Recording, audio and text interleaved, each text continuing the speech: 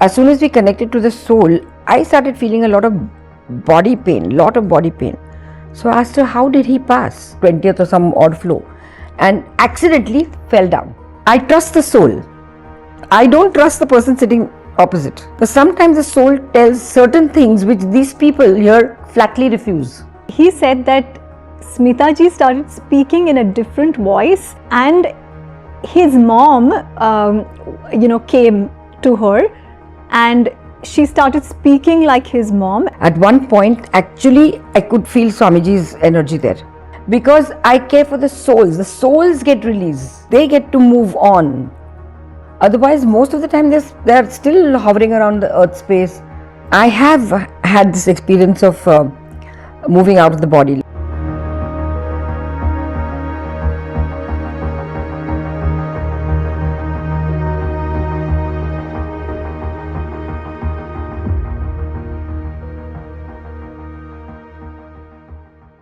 Autowriting is a process where you channelize the spirit of somebody who has passed on, and you make yourself into a medium where that soul can get connected through you and start writing and communicating. And there are a lot of people who visit people who are into autowriting for maybe some certain advices, or to know something about the person they have lost. However, that being said, very few authentic auto writing you can say professionals exist in this country, and one of them is Smita Jayakar'S. And without wasting any time, I want to introduce you to her, to ask her about this spiritual process of channelizing and auto writing. So Smita ji, welcome on my podcast. Thank you, my dear. Thank you. I'm really glad to have you here, because you have a very beautiful spiritual channel yourself, and I've heard so much of your conversation, but today here you are. So I want to give my audience a little bit of background here. Nan Umrigar, who's of course passed away, she had a son called Carl who died very young. I think he was just 18, and she would connect to his soul and he would write through her. So her hand would literally start moving and he would communicate. And I know people who have been to her for consultation, and Carl has answered a lot of their questions through his mom, Nan Umrigar. And I haven't known anybody in person. She's the only one, and she doesn't need any introduction because she's already such a known face, done so many blockbuster Bollywood films.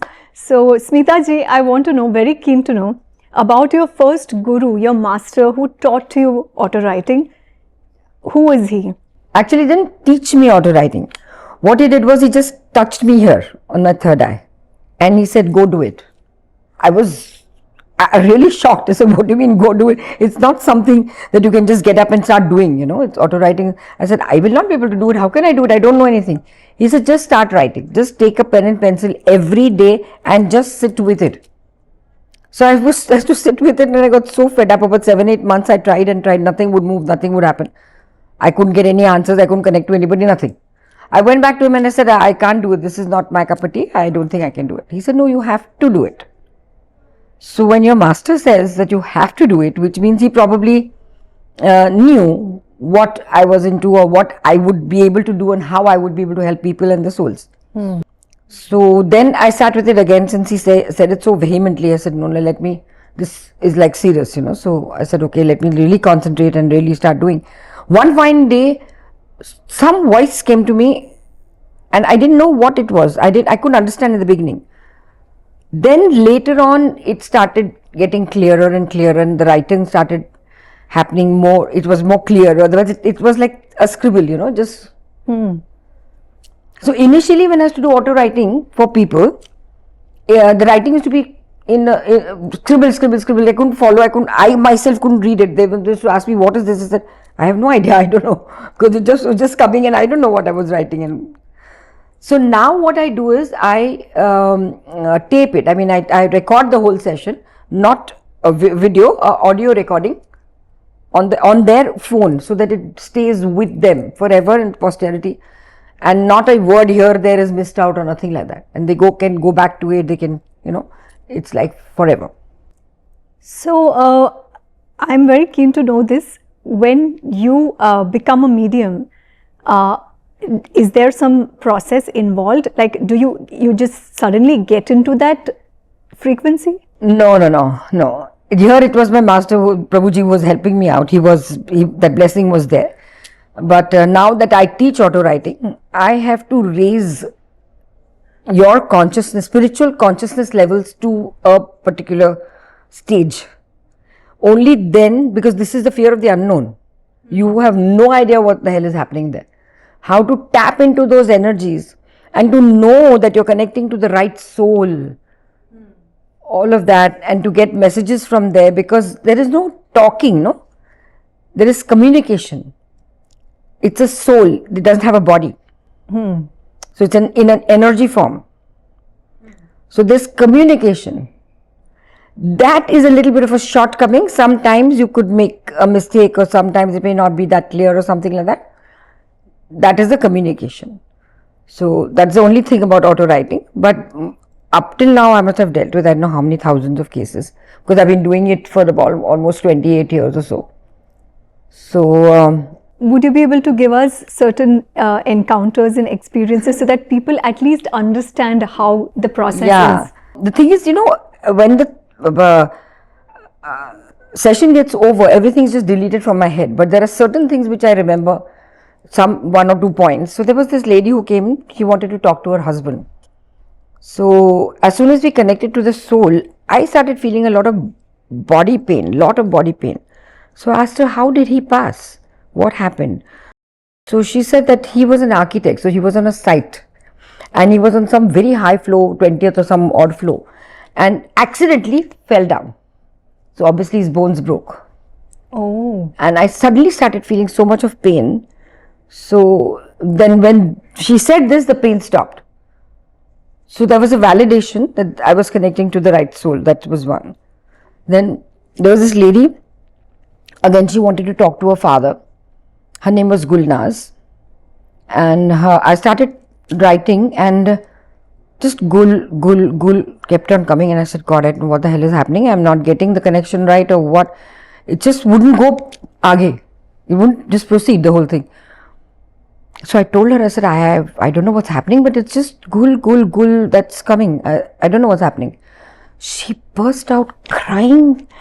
Oh my God, she was bawling, and I didn't know how to control her. I said, oh my God. So I gave her some water, I gave her some tissues and all that. After she was a little quiet, I said, what happened? What, did I do any mistake, or what was it? She said, no, my father is to stammer. So before he said Gulnaz, there used to be that Gul which was coming. So I've had these kind of cases which are So, but it is very satisfying, I have to say that. I trust the soul. I don't trust the person sitting opposite. Because sometimes the soul tells certain things which these people here flatly refuse. I only tell what the soul has told me. So I said, I don't know. This is what the soul is saying. So is it like a voice that you hear? I do hear a voice. I can see. Like if it's a married lady who is passed over, like in Hindus, we wear those toe rings, and we put a lot of kumkum on the head and all that stuff. So I can see her, the face, I can see the clothes that she's in, the sari or whatever, the color of the sari or whatever in which she's draped and stuff like that. Sometimes I get a smell, like I get a perfume, very strong perfume smell. Then I ask them, was he fond of perfume? Said, oh my God, so many perfume bottles are collected and so many of them are lying. So sometimes I get smells of fried fish and things like that. So all these things keep happening. These are like experiences that happen. Is it something like the souls still carry the traits that they have embodied in this life? Yes, sometimes yes, they have. Because they are not cut off from this life yet completely. So this is what it's about. Autowriting, it's a healing process. It's a closure for people here and for the soul, so that the soul does the transition. It has to move on, right? You can't be stuck to this life, because we've died 1,000 times in the past, And if you're constantly, the soul is connected to any of these 1,000 times that we've died or lack of times that we've died, it will be very difficult for people to live. So it has to disconnect at one point from here. At this point, I want to tell my audience, one of like a very veteran director in Bollywood who watches my podcast wrote once to me, and then we got connected on a call. And he's the one who told me about Smita ji, and he actually visited her for a session, for an auto writing session. And this is what he told me, okay? He said that Smita ji started speaking in a different voice. She started speaking in Punjabi, which is not her language. And his mom, came to her, and she started speaking like his mom. And she also told him about some item that was in his house, I think on the bed or somewhere, or the bedroom, somewhere like that, which was, I think, in a red case, and she wanted that item to be out of the house because I think it had negative energy or something like that. I have no memory of it at all. As I said, every session just gets deleted. So there are some highlights sometimes I remember, which when they ask me, I have to mention those. After I got to know about this aspect, I was like, this is really interesting. I have to tap onto Autowriting and have her in the studio, and I'm really I'm really glad and grateful she's made it here. I want to know again, what are the realms, like what are the different realms that exist, and how do these spirits and where do these souls connect to you from? See, there are 7 realms. Okay, the lower realms, like 1, 2, 3, those souls are not allowed to connect at all. They are in the lower realms, unless they can find somebody where the master can guide. Like suppose they have some connection with some master through someone or the other, then the master can intervene and do that. But I have not connected to the lower souls yet. 4th onwards, they can connect. 4th is still in between, it's like they're not like great souls who have passed over. They've just moved out from the 3rd realm and come to the 4th realm, so they can come from 4th onwards. But from the way the soul speaks or the energy of the soul, I can sense that they're in the 5th realm, or maybe 5 and 5th to 6th also. There are 7 to 8 steps there till they reach to the 6th. So I know that they are somewhere in the 5th by 4 or 5th by 3 or 5th by 5 by 6 or something like that. So I know, but I don't tell them so much in detail. I say they're in the 5th and plus whatever realm that they're in. But you can tell from the energy of the soul. Sometimes there are these people who have done a lot of sadhana. They have done a lot of work on themselves, and they're spiritually high souls. So you can easily tell, very easily tell. Like one example I must tell you. There was this person who was a Bengali, and he had come to me to speak to his mother, and his mother was a huge Swami Vivekananda's devotee. Oh, okay. And at that one point, my God, that was that one experience I can never forget. At one point, actually, I could feel Swamiji's energy there, Swami Vivekananda. So I asked him, I said, there is one very divine energy that has suddenly come from somewhere. What energy is that? So he said, she was a very big devotee of Swamiji. So I said, oh, then this is this Vivekananda's energy. I mean, imagine him transcending down here for this lady. Wow. At this point, a lot of people must be thinking, we have to rush to her and communicate with our, loved ones who have passed away. But would that be the right thing to do? Anybody can come to do auto-writing sessions for whoever has passed over. There are 2 things about auto-writing. What people think that, oh, we can go there and ask them questions like, will my son become a lawyer? Will my son become a doctor? Should he marry this one? Should he marry that one? And all those kind of materialistic questions they have. The souls don't answer materialistic questions normally. Mm-hmm. And they're not gods. We, especially in India, we think that person who's passed over has become God. And you put that picture of that person close to where the gods are and you pray and all. They're not gods, they're souls. Right. There's a difference between divinity and the soul. And they don't answer these kind of spiritual questions. Should we buy that house? Should we not buy that house? Should we put a legal case on him? Or for that, you go to an astrologer, or go to a tarot card reader, or do all those things. That is not what this is. A very sensitive, very sensitive session, and very overwhelming, because they can actually feel, even people sitting there, they can feel some energy coming in and all that. There are certain things that the soul tells with they're zapped. How does she know this? There's no way I can know, because I don't know the person sitting in front of me. I don't know the soul who's passed over at all. So there's no question of me knowing anything about them. Did you not get scared when these things started happening to you? Because the general psyche out there is, to get scared of a spirit or a ghost, or all of that. No, this is a myth. A lot of people think, are we disturbing the souls, and it's scary. In fact, it's a very beautiful session. It gives me immense satisfaction when I do auto writing, because I care for the souls. The souls get released. They get to move on. Otherwise, most of the time they're still hovering around the earth space. Sometimes they've not said bye. Sometimes they're accidental deaths. So there are no byes, and there are unanswered questions. Why did he or she commit suicide, and what happened, and all that stuff. So but it's very overwhelming. The way they cry, my God, sometimes they really, I can understand. The souls or the... No, souls have no body. And souls are in a very blissful state. They're in a very, very happy state. They look at life very differently. So even if somebody has done something wrong to them, they are in a state of just forgiving, because from there, they now understand what the karmic balance is. So, here we don't. We are vengeful and all that stuff.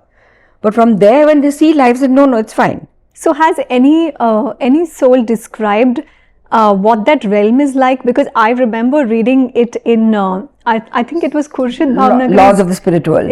Right. Yeah. I remember reading that in my school days, and her sons had described, it's like, they said, like, we have a room, we have a bed. Yeah, it's exactly like here. They do the work also like what they do over here. But they also learn, especially forgiveness and gratitude.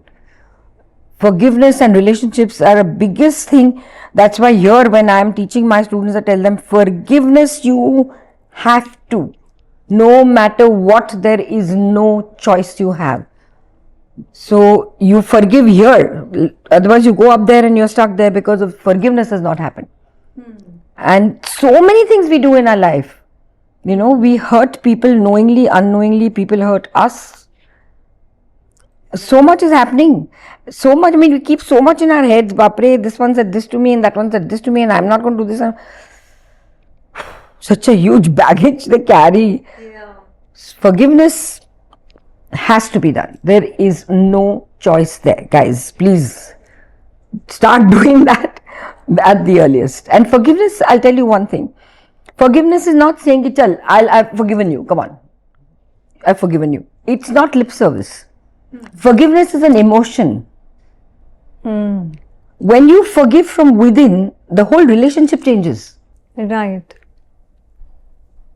The way you see life and the way the whole equation is completely changes.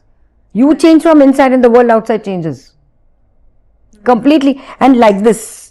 And when that happens, okay, the forgiveness has happened properly. Otherwise, just by saying, I've forgiven you, doesn't work.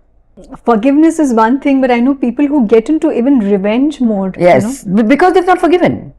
That's why they get vengeful, because they can't forgive.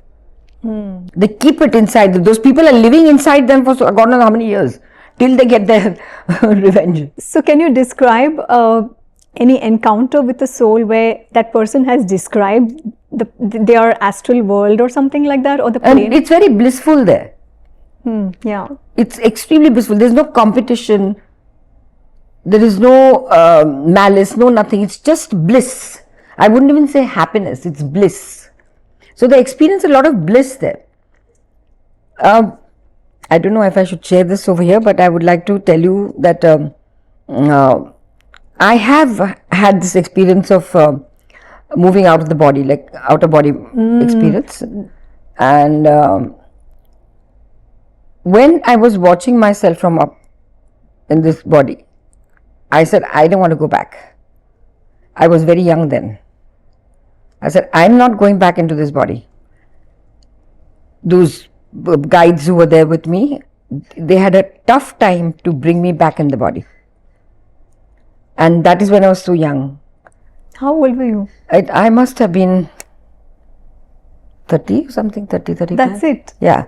But was it an accident? No, we were going through a process. Or in that process, that time it just happened that I just had that outer body experience. So, can you imagine what it is then? Like here, my children were small, everything was small. I was in the peak of my career, everything, yet I didn't want to come back to the body. So, you can imagine, that doesn't mean everybody gets up and dies. We have to do our duty here, our karmas here, they have to be fulfilled before you leave. But out there, it is bliss. I remember my mom once told me that at a gathering, she met the late Persis Kambata, and Persis Kambata was also having this out-of-body experiences, which she told to a group of people, and my mom happened to be one of them. And she said something like, when she had the out-of-body experience, there was a sage with her who was showing her her past lives.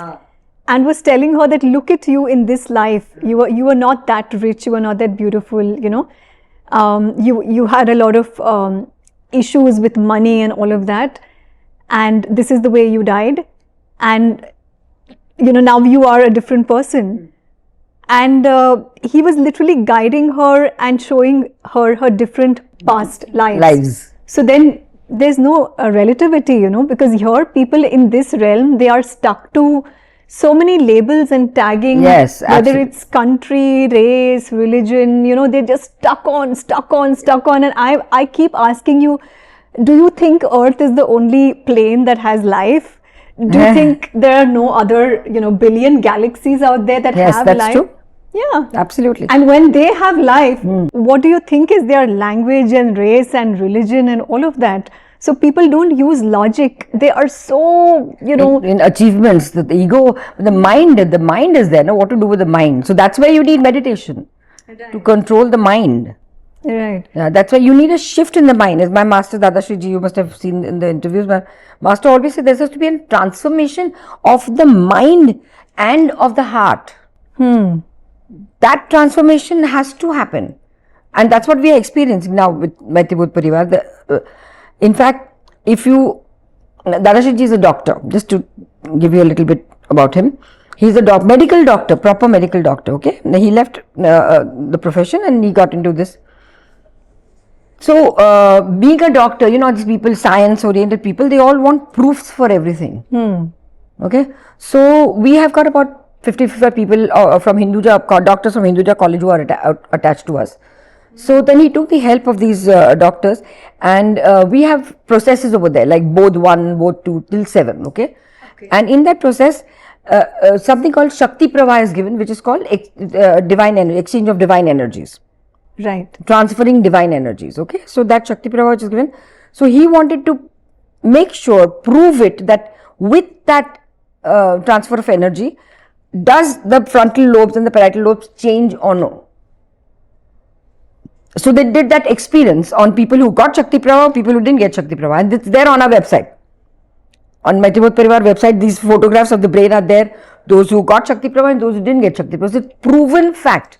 Even in the Indian medical research, some book of a medical book or something like that, it is approved of. So that transformation has to happen. The meridians of a brain have to change, have to shift physically in this physical body. Then is when you experience transformation when you're addressing the world, because it is permanent and irreversible. Oh, Transformation. Is it? Okay. Yes, it's not change, it's transformation. It's permanent and irreversible. Wow. And that has to happen. Now, which master has ever said this, I'll do it for you? So I want to know more about Dadashri. How did you meet Dadashri? I met Dadashreeji, there was this magazine, Life Positive, which used to come. I don't know. So I happened to read in this Life Positive magazine about Dadashreeji. And I said, wow, I must go, because I like to meet masters. I like to meet them, being in the company, whatever. So, and it's close to my house, close in the sense, not very far. I don't have to take a flight and all, Karjat, which is in extended suburbs of Mumbai. So, I said, I'm going and meeting him. So, when I met him, I didn't know. I mean, the person sitting next to, in front of me is so young. He's very young. Yeah. So, I said, oh my God, how do I take this person as my guru? He's so young. Yeah. So I had that thing in my head. And I was connected to another spiritual organization before that. So then he himself said, you don't have to give up the other master or give up on them. Because of them, you are here. So you will always offer your gratitude over there. You can do seva with us if you don't mind. That's okay with me. I like that answer so much. Otherwise people would say, and anybody else would say, no, if you're here, you're not going anywhere. So even I now also have no restrictions at all. I'm very much loyal to MaitriBodh Parivar, of course, but I can go and meet any master, anybody. I go. Wow. Are you also into past life regression? I have learnt past life regression, but I don't do it. I don't do it because, first and foremost, when a person comes to me for past life, that person should have that faith in me that, okay, I'm in safe hands. Sometimes the mind blocks. Okay, the mind says, oh my God, if I have to go into my subconscious, if I open up and tell her all that, she'll know all my secrets and the whole world will know. So now that doesn't happen. Now you have to trust the person who's doing it. So that trust has to be built, that rapport has to be built. Okay. Secondly, if you're a very strong-minded person, it's difficult for a therapist to put that person in a subconscious state. Okay. You got to go in a subconscious state because there is where you'll pick up all your past lives. Have you seen? I have seen. Okay. I have seen. So that's another issue. So if he doesn't get into the subconscious state, then those sessions go wasted. I mean, such a long time you keep on prodding and doesn't work. That's why I don't like, and I see when people say, like our masters also always say that be in the present moment, right? Yeah. Don't be in the past and don't be in the future. Be now, be in the now, right? Now, if now is so important and it is so specified and sort of hammered upon now, why do you want to go to past lives? Exactly. Why? There was a time I was a little intrigued and fascinated with past lives, but then one of my friends who had seen his past life said, what are you going to do? Exactly the point. Once you know, okay, this happened, I murdered this person, so that's why I'm getting this kind of a pain. You understood. What then? So if I don't have a solution to give to somebody, then every modality which I do, there is a solution to it. There is a closure to auto-writing, family counseling, immediately you get an answer to what your questions are. This, and people just get intrigued by that word, past life regression. And they all just want to do past life. There are some people, I used to do it earlier. There are some people who used to come to me, Arichal, let's go and see what's happening in my past. It's not a joke, yeah. Let's see what I was doing in my past. No, you come if you have an issue. Like if you have a phobia, I'm not talking fear. If you have a phobia and it's like a big one and you just can't handle it, you don't know what to do it, then I can understand, do a past life session, let's see where it's coming from. There is, some reason, there has to be a reason why you want to do it. You can't just do it as a joke. It's not a joke. I don't like when people take things as a joke. What are your learnings from your past life encounter? Lots. Yeah. Lots. I can't share all of that on this. Just like maybe a spiritual message that you can convey through it. Again, the spiritual message was this again, that see, life is relationships. Okay, you are born again and again and again to rectify a relationship. Okay, if you have rectified it in this lifetime, that relationship is done. It's over, complete. So we have so many of these openings which are not rectified. The circle is not complete. So this lifetime, I know all my close relations, why they are here and what am I doing, and I have to forgive in this life and complete those circles. That was my lesson. That's why I keep saying forgiveness, forgiveness, forgiveness, So you have to complete those circles. Like a lot of people have, problems with their in-laws. Oh yeah, brother-sister fight, parents-children fight, and such animosity. Oh my God, such animosity. I said, when will these guys learn?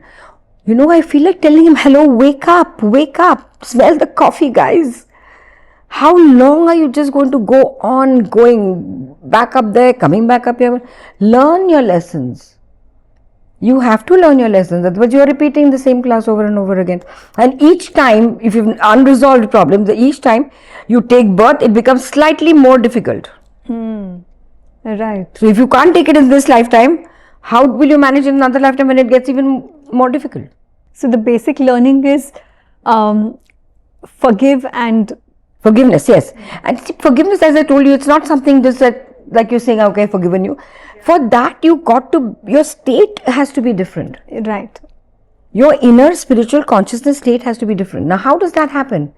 That happens with all these things that you do. You learn, you get into meditation of some sort, whatever helps you, whatever works with you. Join an institute, join some spiritual institution, some spiritual thing, whereby you'll be guided. You need a guide for sure. You can't look up things on the internet and start learning things and start doing things, which people are doing nowadays. Right. Yeah. So you can't. You do need someone to guide you, who's been there, done that, who's got that experience. That person can guide you. What about people who cannot understand spirituality and they're like, कुछ समझ में नहीं आता. This is not my cup of tea. You do it. I'm sorry. I'm not into it. Type. Well, so be it. You can't pull somebody and push somebody. No. Right. So be it. That has to be an awakening inside you. The earlier you realize, during COVID, people had revelations. Actually, people had changed a lot. There was a difference. You could tell from everybody's behavior. They're so helpful, like bending backwards to help people, and so much happened there. The minute the whole thing has started open again, back to square one. Humanity is back to square one. So what to do now? Pray. I want to also talk about spirit attachments. Have you encountered anybody with spirit attachment? And how do you think it can affect, and how do you think one can release themselves Oh my God. Why did you ask me this question? Heavy questions.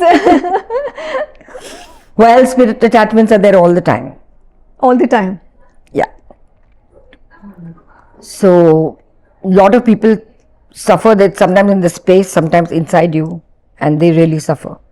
Now, there is a process of entity removal, as they say. Very, very risky process. I do it for very few people, not all the time, because it's too much of a risk. But I can give you external remedies, external things to probably help you. That's where I feel that if you are strong internally, no one can come anywhere near you. No one can come anywhere near you. Which all my masters have said, do what you want. I will see to it that I know nobody will come anywhere near me. So you have to make yourself that much stronger. So again, coming back to meditation, you make yourself stronger so that all these things don't come to you. So is there a spiritual process that you follow? Like I heard you say in one of your interviews that you do Havans regularly. Regularly. This is there on the YouTube. Om Prabhu Shanti Havan by Smita Jayakar'S. I've been telling everyone and anyone to watch that episode. Watch that YouTube thing and start doing Havan. Start doing something. Something to uplift you. You can't just say ki okay ho jayega, things will happen, fine, chalo. It doesn't happen that way. You got to work towards something. And the only way, as we were talking earlier, if you know that there's a divine hand in everything that is operating on this planet, you will realize there is no choice you have, but you have to surrender to one big power. There is that one big power. Even if you're an atheist, the atheists do believe that there is that power which is handling all this. There's harmony in disharmony because there's some big power there. Because there are certain questions you have no answers to. True. Just no answers to. How this happened, that happened, I no answers to. Like when you ask me how do you do auto writing, very honestly I've told you all that, but I really don't know how it happens. Can you narrate some more stories about auto writing? Because people like to hear incidents. So there was this girl who came to me. She wanted to talk to her mother, and I kept on fidgeting with some chain I was wearing. I just kept on doing this, So she says, "You're doing exactly what my mother used to do." I said, "Really?" I put my hand down quickly. I said, "Okay, fine." She used to keep on fidgeting with her Mangalsutra or something what she was wearing. Then for initial some time she didn't believe. She said the answers were generic, this, that and the other, which she told me later on. Then I suddenly said Sona. I said, Sona? What is Sona? I mean, Sona is in gold or what? Or is it somebody's name? She jumped literally. She said, Sona is my sister's name. I said, she has a daughter and the daughter has a boyfriend. She's asking, how is the boyfriend? She was floored because the daughter had only told this lady, this Masi of hers, that I have a boyfriend. No one knew about it. Wow. No one knew about it. So that's how she, this is how they build confidence. Then there was this another lady who wanted to talk to her father again. And the father, this will be in Hindi, I'll have to speak because it was in Hindi. Sure. So the father kept on saying, Samay sab batayega, Samay karega, Samay ye, Samay wo, all those things were. So I said, this is what you're saying. So she started crying. I said, now what happened? These were like simple lines, simple sentences. So she said, my son's name is Samay. Acha, okay. Now he used the word Samay. He didn't say time karega, waqt karega. No other word. Only Samay he kept on saying all the time. Now how this happens, I have no idea. But this happens through you to guide people, is it? To closure, for closure. For closure. So there shouldn't some be guidance or some like forgiveness and all that. They learn a lot of things. Sometimes they give very nice spiritual messages, which I also learn many a times. Some nice things they downloads they give. That's a learning for me also. Wow. Yeah. Amazing. Beautiful experiences. Okay, I also have heard that you are into aura sensing. Is that true? Yes, see now when you are into the spiritual track, when you have done so many modalities, being in that, you can easily sense people's auras. You can sense. Any spiritual person, they can sense the auras. That doesn't mean you go telling a person, oh no, your aura has collapsed and you keep it to yourself. No, you don't have to brag about it. Okay, but now when I'm teaching, I teach them how to actually sense the aura. Now you can't keep on doing like this, like that, wherever you go, you look like a mad person. But you can just sense it. I don't have to do all of that. I can just sense the aura. But I keep my channels completely shut when I'm out. I will not be able to move and function in this world.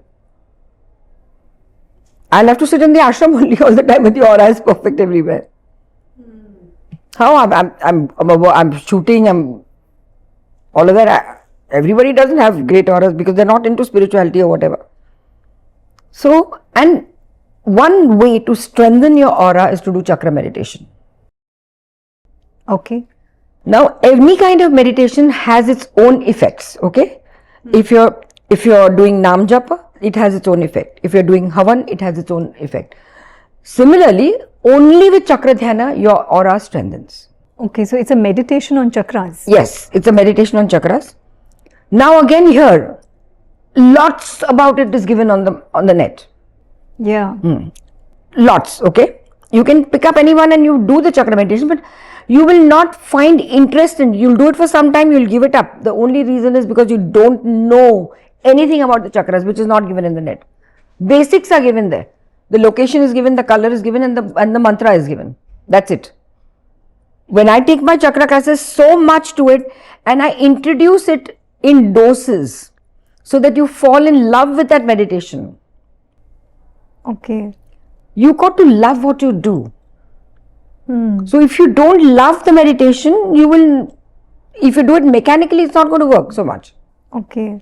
I have to introduce chakras slowly, and that is why my classes stretch on for about 40 lessons, 50 lessons. Okay. 40 at least, 35, 40. Because you can't teach somebody something in a day and say, okay, do. You can't become a doctor after you've done your 10th standard, can you? No. You have to go through the grind. People don't want to do any effort. They don't want to put any effort on them. They want to learn it here. They want to start the class there so that they can earn money. Now, with chakra, it doesn't happen that way. When I used to take physical classes of these chakras before COVID happened, I used to do level 1 for 2 days, level 2 for 2 days, like that. After level 2, so many people came and asked me, ma'am, can we start our chakra classes? Let's start. In 2-3 classes, they stopped. Because what if a question comes to you and you don't know the answer? You work on yourself first. If you are not set right, how are you going to teach somebody? Yeah. So, you can't just learn here and learn there. There's so many modalities that people do. They learn here and they learn there. They teach there. And they last, then these things last, they're like bubbles. They're put, they're like bubbles. They will just come and go. So, what exactly happens in this process of chakra meditation? Your physical, mental, emotional, financial, relationship, everything depends on your chakras because they're not aligned and they're not activated. True. So, if you do this, now I've been doing this chakra dhyana for the past 35 years, Havan for the past 35 years. If your chakras are aligned, you will not have any medical issue. Right. Now, at my age, I'm 60 plus. When you're 35, 40, diabetes, cholesterol, high blood pressure, they come. They're your good friends. They come and stay with you. Without invitation. They don't need an invitation. I have not gone through any of those problems. Menopausal problems. Nothing at all. So, it takes care of you internally and externally. Is it because it's cleansed your past life karmas that, I don't know what the thing is, what happens. Past life karmas cleansing, I don't know. But this lifetime, when you do the chakra meditation, your spiritual consciousness levels are definitely heightened. Okay. That is a guarantee. Nice. So, do you also do it online? I do nowadays I've started doing everything online. Okay. All my classes are online, thankfully, because then there's no waste of time of coming, because there are about 30-40 lessons. Every 30-40 lessons where people are going to come to my house. Yeah. So, what is it that one can virtually seek from you? Everything. Okay. Everything. Autowriting also I do on Zoom for people who are outside India or outside Bombay. Okay. So there's a choice. Some of them prefer coming home if they're somewhere in India or Bombay, close Pune, Vane. They prefer to come home. They want a physical personal session. Fair enough. Or sometimes, if of course they're out of Bombay, they can't come here. They have to do it on Zoom. So that also I do on Zoom. What I need when I do a chakra correction, physically, they have to come home. Okay. And that is also 3 sessions. So 3, if you come today, you can take a break tomorrow, come day after, take a break tomorrow, come after that. Or 3 days consecutive. Okay. But I need 3 days for your entire chakra, front, back, all that to be corrected. So does that also heal people? Yes, but there is a condition to it. Conditions applied. After you've done this from me 3 times, you've come to me. You have to maintain it, na? How many times can you keep coming to me? So for maintenance, you have to do the chakra meditation. So it's like going to a spa or giving your clothes to the laundry once in a while. They'll become nice and white and clean and come back. But to maintain that, I will wash you up completely. I'll correct your chakras, everything, aligning everything. But you will not, to maintain it, you have to do something, no? So does smoking, drinking, all of that affect your chakras? If you're an addict, okay. Yes. But in fact, if you're an addict, addictions will also go. Wow, lots to learn here. We had a very beautiful spiritual session with Smita ji. Just few last karmic message, maybe just a last karmic message. I would again and again repeatedly say forgiveness has to be done. Do not add on to your karmas. Now that you've seen this, become aware at least that you don't add on to karmas knowingly. Don't add on to karmas knowingly, because you don't want to travel light. You don't want to carry such a big bag with you. And at the end of it, I would think that it's only emotions that last, and they need to be resolved. Right? Yeah, because as I said, life is relationships. Relationships are soured because of some emotional disturbance here and there. Right. So, get back to that. Forgive no matter what, whoever has done whatever to you. Because you don't have a choice there. Wow. On that note, I would again thank Smita ji. Thank you. For this lovely podcast interview. And guys, you can subscribe to my channel and hers too. I have spiritual podcasts and podcasts on astrology. We trended astrology podcasts on social media and on YouTube last year, and it's going on. So yes, lots of love.